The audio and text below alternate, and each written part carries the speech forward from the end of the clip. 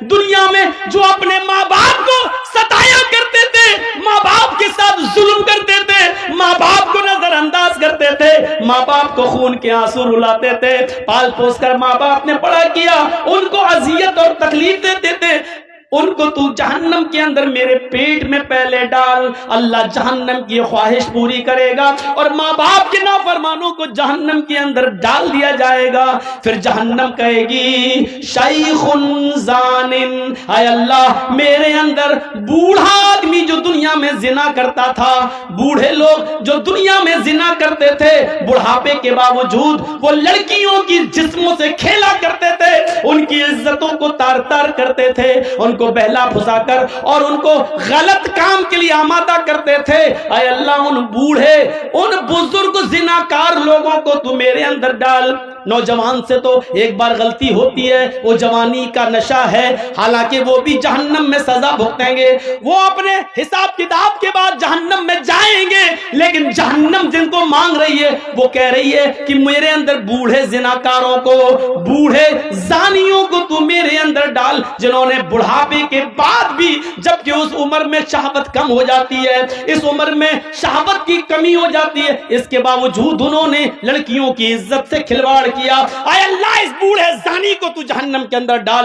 اللہ بوڑھا زنا کرنے والے بوڑھوں کو بھی جہنم کے اندر ڈال دے گا، کہ اللہ ایک مخلوق اور رہ گئی ہے تو اس کو بھی میرے اندر ڈال۔ اللہ کہے گا بتا کون سی مخلوق ہے؟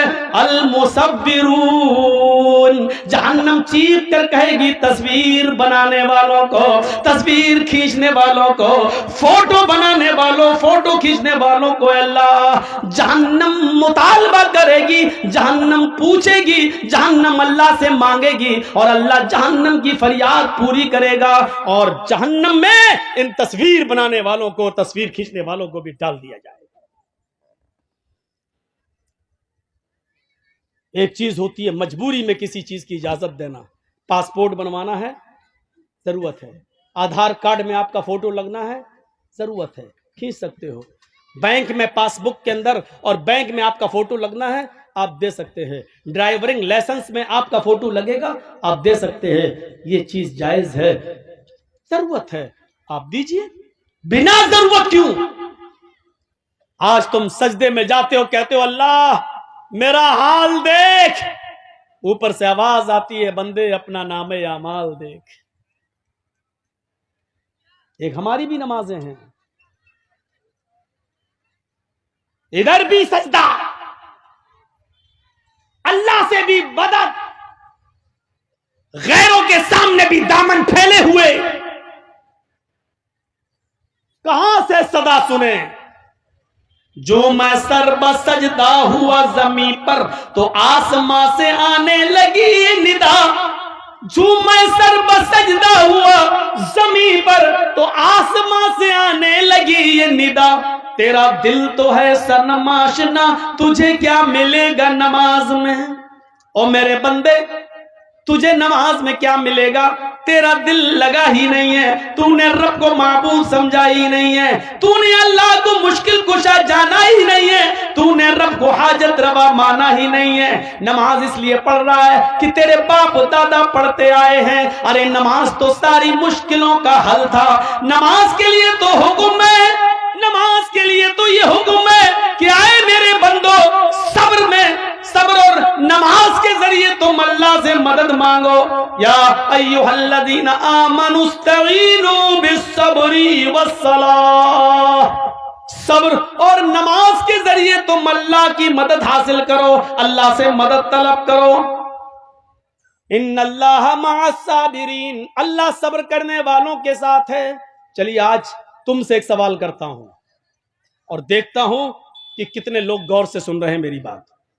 اللہ تعالیٰ نے یہاں دو چیزیں پیش کی ہیں، یا ایھا الذین آمنوا استعینوا بالصبر والصلاۃ، کیا کہا؟ صبر کے ذریعے اور نماز کے ذریعے اللہ سے مدد مانگو۔ کتنی چیزیں بتائیں؟ دو۔ تو کہنا کیا چاہیے تھا؟ اللہ تعالیٰ ان اللہ مع الصابرین والمصلین، اللہ تعالیٰ صبر کرنے والوں کے ساتھ اور نماز پڑھنے والوں کے ساتھ ہے۔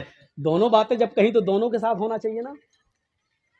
لیکن اللہ نے کیا کہا؟ ان اللہ مع الصابرین. مدد کہہ رہا اللہ صبر اور نماز کے ذریعے مانگو، لیکن آگے کہہ کیا رہا ہے؟ اللہ صبر کرنے والوں کے ساتھ ہے. یہ نہیں کہا اس نے کہ نماز پڑھنے والوں کے ساتھ ہے. کبھی سوچا کیوں؟ اور کبھی آپ نے مولانا لوگوں سے سوال کیا کہ یہاں دو چیزیں بتائیں اللہ نے کہ صبر اور نماز کے ذریعے مدد مانگو، تو آگے یہ کیوں کہا کہ صبر کرنے والوں کے ساتھ اللہ ہے؟ یہ کیوں نہیں کہا کہ صبر کرنے والے اور نماز پڑھنے والوں کے ساتھ اللہ ہے؟ اچھا ایک بات بتائیے، نماز سب سے بڑی عبادت ہے عبادتوں میں، توحید کے بعد، کلمے کے اقرار کے بعد سب سے بڑی عبادت کیا ہے؟ نماز. تو نماز کا لفظ پہلے آنا چاہیے، نماز کا لفظ پہلے آنا چاہیے، لیکن آ کیا رہا پہلے؟ یا ایھا الذین آمنوا استعینوا بالصبر والصلاۃ. پہلے صبر آ رہا ہے، بعد میں صلاۃ آ رہا ہے. یعنی پہلے صبر اور بعد میں نماز، ان دونوں کے ذریعے اللہ سے مدد مانگو. پہلے نماز آنا چاہیے لیکن پہلے صبر آ رہا ہے. کیوں؟ میں سمجھتا ہوں کہ شاید یہ تقریر میں نے کہیں نہ کی ہو، یہ جملے میں نے ابھی تک کہیں نہیں بولے ہوں. تو سنو، نماز پڑھنا بہت آسان ہے، صبر کرنا آسان نہیں ہے. یہاں مشکل چیز کو اللہ نے پہلے پیش کیا ہے. اذان کی آواز آ رہی ہے، اللہ اکبر اللہ اکبر، امام پہنچ گیا، مؤذن حی علی الصلاۃ، آؤ نماز کی طرف. ہم وضو بنا کر نماز کے لیے جا رہے ہیں، ابھی مسجد میں پہنچے نہیں کہ کسی نے راستہ روک کر کہہ دیا آپ کا بیٹا بہت سیریس ہے، آپ کی ماں بہت سیریس ہے، تڑپڑا رہی ہے. میرے بھائیو یقین مانیے کہ ایسے موقع پر انسان کا صبر کا پیمانہ لبریز ہو جائے گا اپنا بیٹے کا جب بیماری کا نام سنے گا. ہو سکتا ہے کہ پھر وہ مسجد کے دروازے تک بھی نہ جائے اور وہیں سے پلٹی مار دے کہ نماز تو میں بعد میں بھی پڑھ لوں گا، قضا بھی ہو جائے گی. لیکن بیٹے کو وقت سے پہلے ہاسپٹل پہنچانا ضروری ہے، کہیں ایسا نہ ہو کہ ہاسپٹل لے جاتے ہوئے دیر ہو جائے اور ڈاکٹر یہ کہہ دیں کہ تم نے 10 منٹ دیر کر دی، اگر 10 منٹ پہلے لائے ہوتے تو میں بچے کو بچا لیتا. میرے بھائیوں ایسے موقع پر انسان پر صبر نہیں ہوتا ہے، صبر کرنا بہت مشکل کام ہے. اس لیے اللہ تعالیٰ نے کہا نماز تو تم پڑھ ہی لوگے، نماز تو پڑھنا بہت آسان کام ہے، لیکن بیٹے کی بیماری، ماں کی اور باپ کی بیماری سوچ سن کر تم پہ صبر نہیں ہو سکتا ہے. اس لیے ایسے موقع پر صبر کا دامن تمہیں نہیں چھوڑنا ہے. اس موقع پر صبر کے ذریعے اللہ سے مدد مانگو. صبر. آپ کو معلوم ہے اللہ کے رسول ایک قبر کے پاس سے گزر رہے تھے، وہاں ایک عورت بیٹھی ہوئی تھی جس کا بچہ انتقال کر گیا تھا اور وہ اپنے بچے کی قبر پر بیٹھ کے رو رہی تھی. اللہ کے نبی نے اس سے کہا اللہ کی امانت ہے، لے لیا، چلو تم صبر کرو. وہ پہچان نہیں سکی کہ یہ اللہ کے رسول ہیں. اس نے کیا کہا؟ ارے چل جا یہاں سے. آ گیا صبر کر صبر کر، صبر صبر کر چلانے والا جس کی اوپر گزرتی ہے وہی جانتا ہے. تجھے کیا معلوم کہ میرا بیٹا مر گیا ہے، میرے اوپر کیا گزر رہی ہے، تو کیا جانے. اس نے محمد رسول اللہ سے یہ کہہ دیا. اللہ کے رسول وہاں سے چلے گئے. ایسی موقع پر کیا کہا جائے جب وہ اپنے بچے کی موت پر صبر نہیں ہو رہا ہے، اس سے صبر نہیں کر پا رہی ہے. وہ تنبیہ کرنا تھا، کر دیا، آگے بڑھ گئے. بعد میں اس عورت سے 1-2 دن کے بعد کسی نے کہا تم نے جس آدمی سے یہ جملہ کہا جانتے وہ کون؟ وہ محمد رسول اللہ تھے. وہ اللہ کے نبی تھے جن کو میں نے یہ بولا تھا کہ ہاں. 3-4 دن کے بعد وہ اللہ کے رسول کے پاس آئی اور کہتی ہے مجھے معاف کر دیجئے اللہ کے نبی، میں آپ کو پہچان نہیں سکی. اب سنیے یہاں اللہ کے نبی کیا کہتے ہیں، اے اللہ کے رسول میں آپ کو پہچان نہیں سکی، مجھے معاف کر دیجئے. آپ نے مجھے اس دن صبر کی تلقین کی تھی، میں صبر کر رہی ہوں.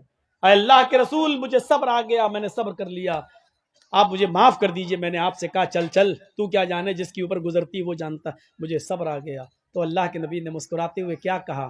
نہیں، 4 دن کے بعد صبر آیا ہے نا. نہیں، انما الصبر عند الصدمۃ الاولی، صبر تو اس وقت ہوتا ہے جب مصیبت پہنچے، اسی وقت صبر کیا جائے. بعد میں تو سبھی کو صبر آ جاتا ہے، 2 4 5 6 دن کے بعد، 1 ہفتے کے بعد تو سبھی کو صبر آ جاتا ہے۔ آج اگر 4 دن کے بعد تمہیں صبر آیا ہے تو کیا آیا ہے؟ اصل صبر تو اس دن تھا جس دن تمہارا بیٹا مرا تھا اور تم اپنے بیٹے کے قبر کے پاس بیٹھ کر رو رہی تھی، اور اس وقت میں کہہ رہا تھا صبر کرو، اس وقت تم صبر کرتی تو تمہیں اجر ملتا، تمہیں انعام ملتا، تمہیں اللہ کے یہاں ثواب دیا جاتا۔ 4 دن کے بعد معافی مانگ رہی ہو اور کہہ رہی ہو کیا مجھے صبر آ گیا؟ آج صبر کا کوئی بدلہ تمہیں نہیں ملے گا۔ صبر تو وہ ہے جو مصیبت کے وقت آدمی کرے، بعد میں تو سبھی کو صبر آ جاتا ہے۔ صبر کو سمجھنے کی کوشش کرو۔